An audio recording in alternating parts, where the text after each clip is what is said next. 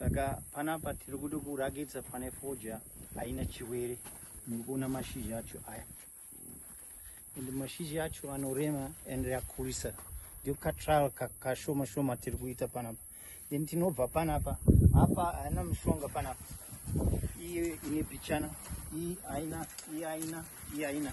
And munoona mashizha acho manje. Yatanga kuomerata.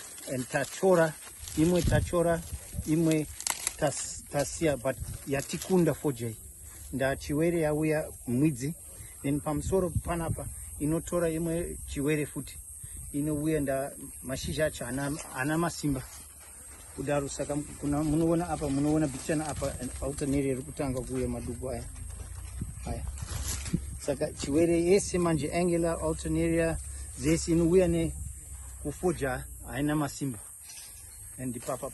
Ndipapa nyaya inokukundai pakuchora fodya munda. Muri kuziona sei mustupi?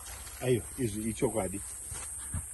Sekutaura kwavari kuita varimi, toona isusu kuti nekupinda kwaita chirwere, fodya yedu yabva yaita yashaiwa haisisina simba rekuzvidzivirirawo nezvakawanda. Sekutaura vari kuitwa kuti vana alternaria tuzvirwere twakuuya nekuti chirwere zvinenge zvisingakwanisi kuzvidzivirira.